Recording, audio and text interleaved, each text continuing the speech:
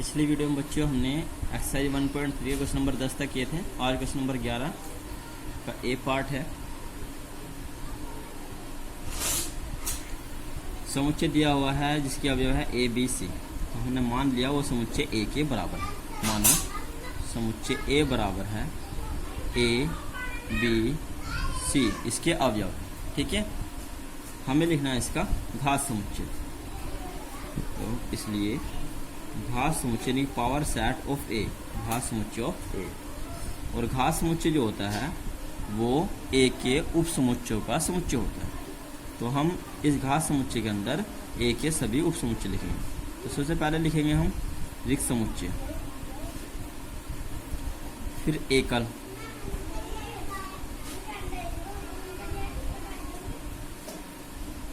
फिर दो दो अवयव वाले समुच्चय,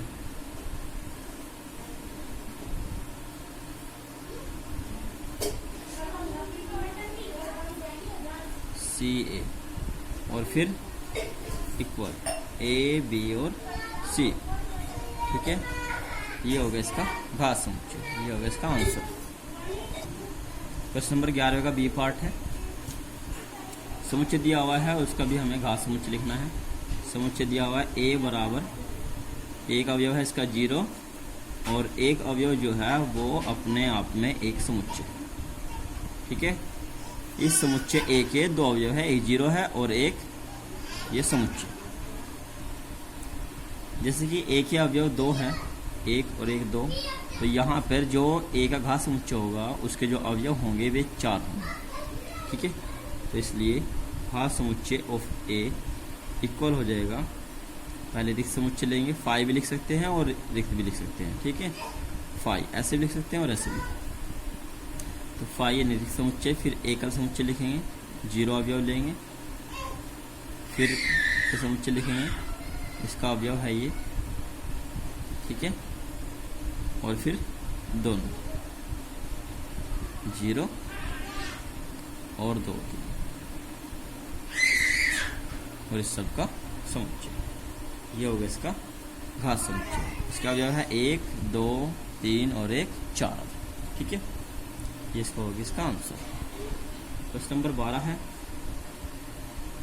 12 क्वेश्चन में कहा गया है यदि ए समुच्चय बराबर है 5, यदि ए समुच्चय बराबर है 5 यानी रिक्त समुच्चय, तो निम्न प्रत्येक को ज्ञात कीजिए। फाई जो समुच्चय होता है वो होता है रिक्त समुच्चय। ठीक है, इसके बराबर हमने रिक्त समुच्चय मान लिया। अब हम वैल्यू ज्ञात करनी है। क्वेश्चन नंबर ए पार्ट दिया हुआ है, ये है पी ए यानी कि पावर सेट ऑफ ए, घात समुच्चय ए का घात समुच्चय। तो ए का घात समुच्चय यानी कि पहले हम लिखेंगे रिक्त। ठीक है, तो ए के जो उप समुच्चय होंगे वे कितने होंगे, या फिर हम इसे ऐसे भी लिख सकते हैं।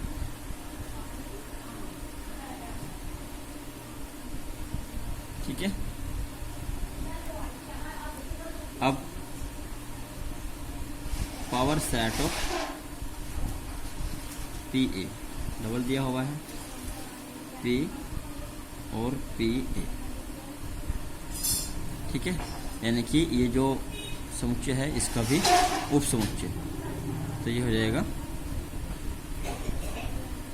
ये इसका एक अवयव है तो इसके उप समुच्चय संख्या होगी 2। तो रिक्त समुच्चय रहेगा, ये रिक्त समुच्चय और एक रहेगा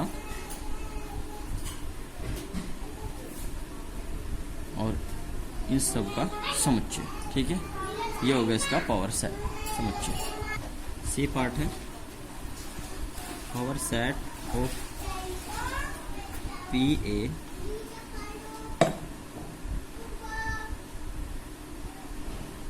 सॉरी 2 बार पावर सेट 3 बार। ठीक है, देखो यहाँ पे जो पावर सेट है इसके 2 अवयव है, 1 और 1 2। तो यहाँ पे ये घात समुच्चय होगा, यानी कि पहले हम लेंगे रिक्त समुच्चय, फिर ये एक अवयव है इसको भी समुच्चय में लिखेंगे, फिर ये भी एक अवयव है इसको भी हम एक समुच्चय में लिखेंगे,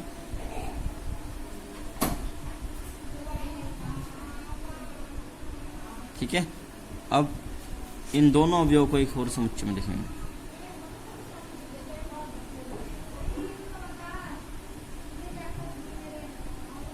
और इस सब का समुच्चय ये हो जाएगा पी पी पी ए का मान। ये इसका आंसर हो जाएगा। क्वेश्चन नंबर 13, निम्नलिखित समुच्चय को अंतराल के रूप में लिखिए, यानी अंतराल रूप में लिखना है। ए में दिया हुआ है एक समुच्चय है x, it's mean that x belongs to real number, जहाँ एक्स की जो वैल्यू है वो -1 से बड़ी है और 2 या 2 से बराबर है। तो इसे हम लिखेंगे अंतराल रूप में। देखो अंतराल रूप में लिखने के लिए यहाँ पे देखो ये लगा हुआ है लेस देन का चिन्ह, जहाँ भी ये चिन्ह लगेगा वहाँ पे हम छोटा कोष्ठक लगाएंगे, और जहाँ ये इक्वलिटी और लेस देन या ग्रेटर देन रहेगा वहाँ पे बड़ा कोष्ठक लगाएंगे। ठीक है। तो एक्स, तो यहाँ पे जैसे कि एक्स है तो इसको हम लिखेंगे, इसका अर्थ होगा कि एक्स बिलोंग्स टू -1 से 2 को क्लोज कर देंगे। एक क्लोज इंटरवल है, यानी कि एक्स की वैल्यू -1 नहीं है, 1 से बड़ी है और 2 या 2 के बराबर, 2 या 2 से छोटी भी हो सकती है और 2 के बराबर हो सकती है। ठीक है। बी पार्ट है, इस समुच्चय दिया हुआ है x, it's mean that x belongs to real number, और एक्स की जो वैल्यू है वो 3 या 3 से बड़ी है और 7 से छोटी। तो हम लिखेंगे एक्स बिलोंग्स टू, यहाँ पे देन और इक्वल टू की चिन्ह है तो यहाँ पे लगेंगे बड़ा कोष्ठक, और ये 3 और कोमा 7 और यहाँ छोटा कोष्ठक। ठीक है। आगे नेक्स्ट क्वेश्चन है, सी पार्ट है इसका। ये दिया हुआ है एक्स, इट्स मीन डैट, ये समुच्चय दिया हुआ है x belongs to real number, और एक्स जो है वो छोटा है 2 से, एक्स 2 से छोटा है। तो देखो इसको हम लिखेंगे, इससे ध्यान समझ लेना, एक्स बिलोंग्स टू, एक्स 2 से छोटा है, तो छोटा है तो यहाँ पे लाएंगे हम कितना चिन्ह, और यहाँ लाएंगे हम इन्फानाइट, माइनस इन्फानाइट। ठीक है। रियल नंबर है और 2 नहीं है, 2 से छोटा है, -∞ तक कुछ भी वैल्यू हो सकती है। डी पार्ट है, एक समुच्चय है x, it's mean that x belongs to R, और -3 से एक्स की जो वैल्यू है वो बड़ी है। तो जब हम इसे अंतराल रूप में लिखेंगे तो हम लिखेंगे, देखो एक्स का जो मान है वो -3 से बड़ा है, तो -3 से बड़ा, तो यहाँ पे ग्रेटर देन इक्वल टू चिन्ह आया हुआ है, तो लिखेंगे एक्स बिलोंग्स टू -3 से प्लस के इन्फानाइट। ठीक है। नेक्स्ट क्वेश्चन है ई पार्ट। यहाँ थोड़ा डाउट है, यहाँ छोटा कोष्ठक आएगा। ठीक है बच्चों, यहाँ छोटा ही कोष्ठक आएगा। ठीक है। ई पार्ट है इसका, x, it's mean that x belongs to R, और एक्स की जो वैल्यू है वो 2 से 9 तक के बीच में, और एक्स की जो वैल्यू है वो 2 से 9 तक के बीच में, या 2 या 9 से तक भी हो सकती है। तो इसे हम लिखेंगे एक्स बिलोंग्स टू 2 से 9, ये इसका आंसर। ठीक है बच्चों, यहाँ ये छोटा ही कोष्ठक आएगा क्योंकि -∞ होगा, और -∞ को हम जो है इसकी वैल्यू नहीं मान सकते, इनफाइनाइट का मालूम नहीं है। ठीक है। नेक्स्ट क्वेश्चन है क्वेश्चन नंबर 14, ये जस्ट इसका अपोजिट है, आप स्वयं करना, जस्ट इसका अपोजिट। ठीक है। क्वेश्चन नंबर 15 क्वेश्चन है कि स्टार के रिप्लेस पे हमें बताना है कि प्रतीक बिलोंग्स टू आएगा या नहीं आएगा। ठीक है। निम्नलिखित कथनों में क्वेश्चन नंबर 15 है, तारांकित स्थान पर हमें प्रतीक लगाना है, बिलोंग्स टू या डज नॉट बिलोंग्स टू। ठीक है। ये प्रतीक का हमें यूज करना, और ये प्रतीक का यूज कहाँ करते हैं, जहाँ अवयव लिखते हैं। ठीक है। तो यहाँ पर देखो लिखा है 1. एक क्वेश्चन है 1.2, फिर स्टार लगा हुआ है, और ये है छोटा कोष्ठक 1.2, 5 और बड़ा, यानी कि ये इसका, इस समुच्चय का अवयव है 1.2 या नहीं है, तो ये इसका अवयव नहीं होगा क्योंकि छोटा कोष्ठक लगा हुआ है तो छोटा कोष्टक लगा हुआ है तो ये एक्स की वैल्यू नहीं होगी, यानी कि ये इसमें बिलोंग्स नहीं करेगा। बी है 1 फिर स्टार लगा हुआ है और ये लगा है 0 से 2, तो ये क्या है, रियल नंबर है। ठीक है, तो हमें यहाँ पे क्या आएगा, यहाँ पे बिलोंग्स। ठीक है, यानी कि 1 से 2 के बीच में एक बिलोंग्स करता है। सी है -3 फिर स्टार है, छोटा कोष्टक -5 -3 ब्रैकेट बिग ब्रैकेट में। तो यहाँ पर -3 जो है वो इस समुच्चय का एक अवयव है, तो इसलिए यहाँ पे बिलोंग्स टू का प्रयोग है। ठीक है, बिलोंग्स टू।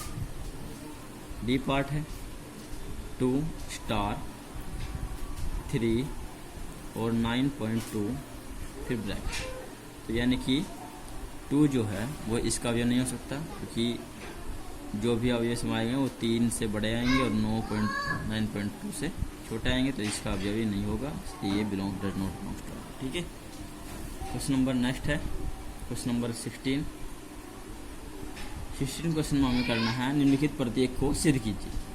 हमें सिद्ध करना है कि यदि क्वेश्चन नंबर ए में दिया है ए जो है वो उप समुच्चय है बी का तथा बी उप समुच्चय है सी का, बी उप समुच्चय है सी का और सी उप समुच्चय है ए का। तो हमें ये सिद्ध करना है कि ए बराबर सी। ठीक है, हमने उप समुच्चय की डेफिनेशन पढ़ी थी और समान समुच्चय की डेफिनेशन पढ़ी थी। समान समुच्चय क्या होते हैं? समान समुच्चय यदि दो समान समुच्चय भी होंगे, जैसे कि हमें यहाँ पे ए बराबर सी प्रूफ करना है, तो यदि ए का प्रत्यय बी सी में होगा और सी का प्रत्यय ए में होगा, तो हम कह सकते हैं कि ए सी का इक्वल है, यानी कि समान समुच्चय है।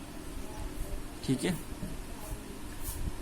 तो यहाँ देखो, यहाँ पे लिखा हुआ है कि ए उप समुच्चय है बी का और बी उप समुच्चय है सी का। तो हमने मान लिया, जैसे सोल्व करेंगे क्वेश्चन को, माना एक अवयव है एक्स जो बिलोंग्स करता है ए में। कोई भी अवयव है ए एक्स और वो ए में बिलोंग्स करता है। जब ये अवयव ए में बिलोंग्स करता है और ए उप समुच्चय है बी का, तो इसका अर्थ यह हुआ कि एक्स जो है बिलोंग्स करेगा किसमें? बी में बिलोंग्स करेगा। और बी जो है वो उप समुच्चय है सी का, तो इसका अर्थ यह हुआ कि एक्स जो है सी में भी बिलोंग्स करेगा, सी का भी अवयव होगा। और आगे कहा गया है कि सी बिलोंग्स टू ए, यानी कि सी उप समुच्चय है ए का, सी उप समुच्चय है ए का। तो यानी कि अब यहाँ से क्या प्रूफ हो रहा है कि यानी जो अवयव सी में है वे सारे अवयव ए में है, और ए में हम इसे ऑलरेडी मान के चले थे। तो यानी कि यहाँ से ए में जो अवयव है वे सारे सी में है, तो इसका अर्थ यह हुआ कि ए जो है वो उप समुच्चय है किसका? सी का। ठीक है, ये तो दिया हुआ है। और यहाँ पे समीकरण, ये मान लिया समीकरण 1 और ये मान लिया समीकरण 2। समीकरण 1 व समीकरण 2 से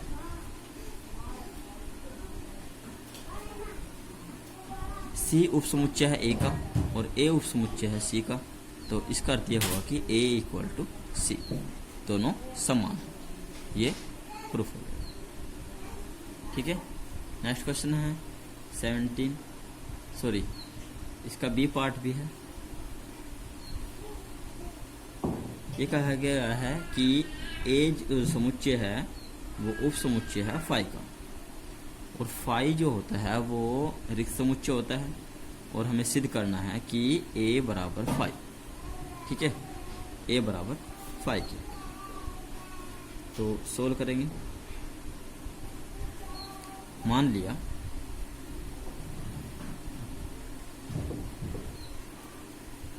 कोई अवयव है जो ए में बिलोंग्स करता है,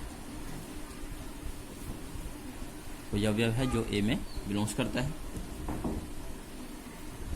जब यह अवयव ए में बिलोंग्स करता है तो इसका अर्थ यह हुआ कि ये अवयव जो है फाई में भी बिलोंग्स करेगा, क्योंकि फाई जो है वो ए का अधिसमुच्चय है। फाई ए का अधिसमुच्चय यानी कि ए फाई का उपसमुच्चय है। तो फाई क्या हुआ? अधिसमुच्चय। तो यानी कि अगर एक्स जो है वो ए में है तो एक्स फाई में भी होगा, परंतु फाई एक रिक्त समुच्चय है। फाई एक रिक्त समुच्चय है, इसलिए x does not belongs to phi. जब x फाई में बिलोंग्स नहीं करेगा तो इसका अर्थ ये होगा कि x जो है वो बिलोंग्स नहीं करेगा किसमें? a में। x a में भी नहीं है, x फाई में भी नहीं। इसका अर्थ ये होगा कि दोनों ही समुच्चय क्या है? ये रिक्त समुच्चय है। अतः ए भी एक रिक्त समुच्चय है, इसलिए हम कह सकते हैं कि ए बराबर फाई। ये प्रूफ है।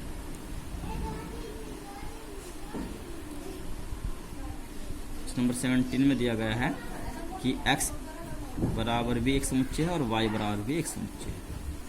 x समुच्चय है 8 की घात n माइनस के 7n माइनस 1, जहाँ n की जो वैल्यू है वो नेचुरल नंबर है, और ये दिया है 49 into n minus 1 such that कि n बिलोंग्स टू n। तो हमें सिद्ध करना है कि x जो है वो उपसमुच्चय है y का, x y का उपसमुच्चय।